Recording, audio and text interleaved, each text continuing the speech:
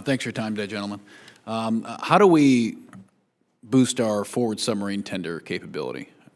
My understanding is we're pretty low on those right now.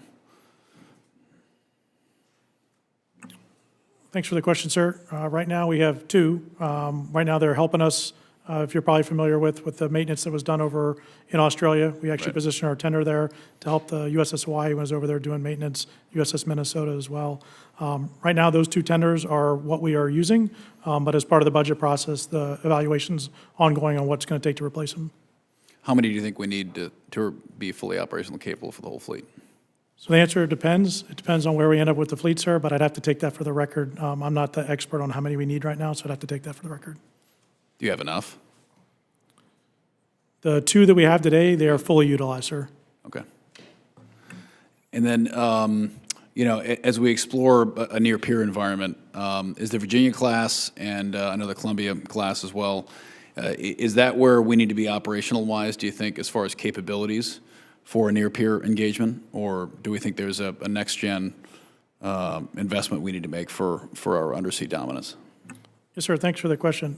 As the PEO for attack submarines, I own not only the Virginia-class construction and sustainment, but also the development of the next-generation SSNX. The Virginia is an extremely capable platform. There's no peer like it in the world, so it is executing missions today for national security. However, as we look out in the future and where the rest of the world is going, we are realizing what we need to add in terms of payload, speed, stealth, and survivability. And so that's what we're looking for, the next generation attack submarine. But our intent is to continue for the 25 shipbuilding plan, continuing to build Virginia-class in parallel as well. And our replacement capability for that, you know, which ties back to our maritime industrial base, you know, if we enter into a sustained conflict, our ability to replace vessels, should they be attrited, do you feel confident we have the ability to have replacement both undersea and for our surface vessels? Great question, sir. For our submarines, our 4 public shipyards are what have the primary capacity to repair our submarines, as well as our 2 private shipbuilders. We've been undergoing material strategy to ensure that we can uplift and provide, working with Matt Sermon's team and the rest of the industrial base, to provide the necessary spare parts that we have on the shelf so that as we need to do those repairs, they're more available. We've obviously, as we went down to low-rate production, had less on the shelf, so now we're in the process of not only improving submarine construction, but our sustainment efforts as well.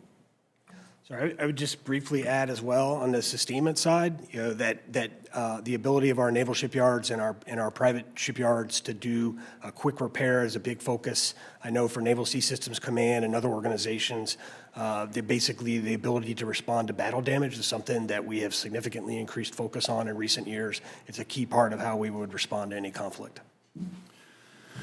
Yeah, and I think my concern is, you know, we've become very comfortable, you know, in the not near-peer environment where, you know, we may have damage, but my biggest concern is when it's a near-peer conflict and we're losing ships, i.e. they're destroyed and sunk, and our ability to replace those at a rate higher than the adversary. Right now our adversary builds vessels 230 times faster than we do.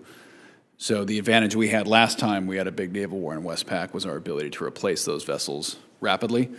Now that advantage lies with our adversary. So 2 things either have to happen, one or both. We have to be eminently survivable under any combat conditions, or we have to be able to replace. And right now, we can't replace. So. Yes, sir. And we do need to do both. Yep.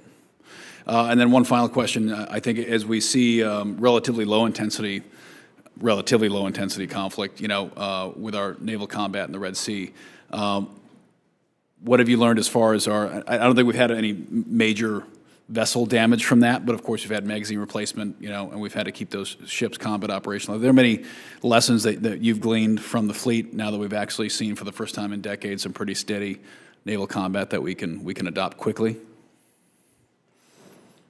So I will just say, obviously, you know, that's not day-to-day, you know, as the aircraft shipbuilder, but as a naval officer, I've been extremely proud to watch what's happened in the Red Sea.